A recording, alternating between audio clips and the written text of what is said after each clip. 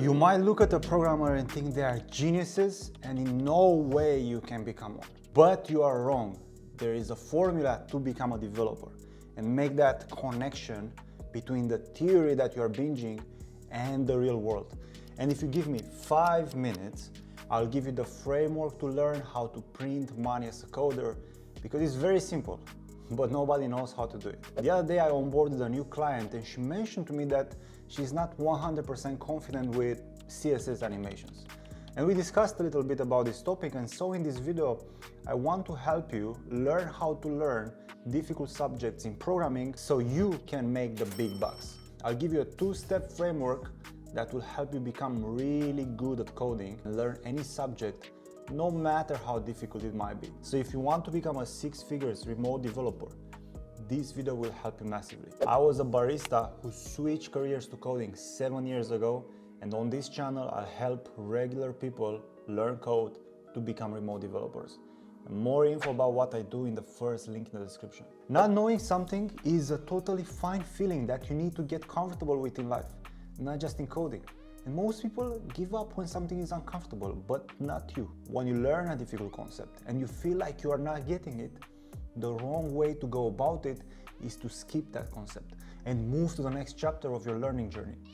What you need to do is to figure out what are the basics of this new concept that you are not getting and drill it separately. So if we look at what I discussed with my client, I told her, look, the basics of animations is to get a hang of the transforming CSS and the keyframes animation setup. So what I want you to do is to take 1 to 2 hours and drill those properties, really get to understand them and get comfortable writing them and reasoning in them.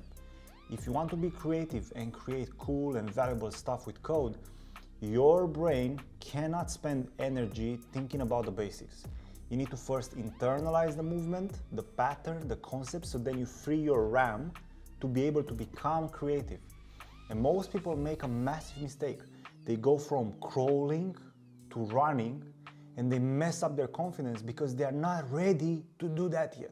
So have the discipline to stay where you are in the slump and drill your weaknesses, because your biggest bottleneck will always be what you don't know, and what you don't know, you don't know. That's why I'm saying all the time, like, learn your syntax in JavaScript before trying to make interesting things with JavaScript. Why? Because if you spend time thinking about the syntax, or you have in the back of your mind the feeling that you are not able to write code, your mind won't be able to make anything, and so you'll be stuck. If you're not comfortable with JavaScript and you're not flowing in it, you won't be able to learn React. If you're not comfortable with React and can't produce outstanding applications on a whim, you won't be able to work in a team and estimate your work, and you will be losing a lot of opportunities just because you skipped the basics and you didn't pay the price for your ignorance. There's nothing wrong with struggling at something or with something and practicing what you don't know. Think of yourself like a professional athlete. Practice and drill the moves you don't know.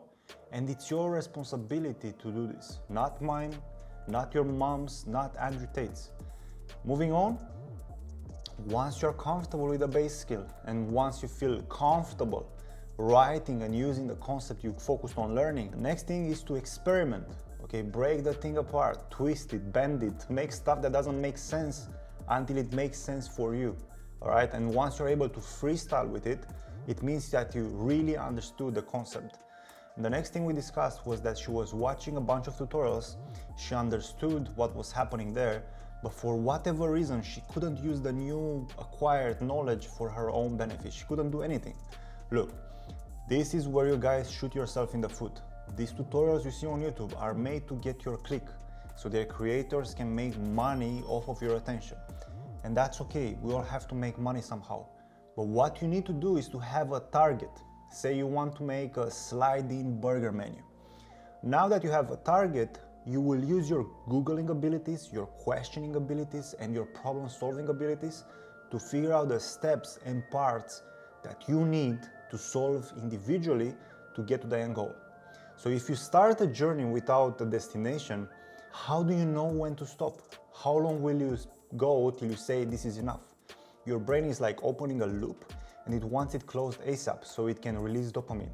If you watch tutorials just for the sake of watching You are just entertaining yourself and you feel an unsatisfied craving for closing the loop because you came there to learn, but you got entertainment. And because you're not closing the loop, you feel like a piece of shit.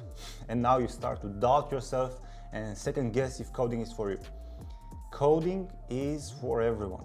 You just need to fix your thinking first. This is all you need to know and internalize to get yourself unstuck. If you need help with becoming a remote front-end developer in the fastest way humanly possible, click the first link in the description and apply for a free consultation call. This is for you if you are a complete beginner and don't want to waste your time like all these people out there who try to stitch together free resources or cheap resources. And this is also for you if you tried stitching the resources together and saw how much they suck and you need help pushing your limits and being able to get a high-paying remote developer job. Anyway, that's my rant. I hope you like it. See you in the next one. Bye-bye.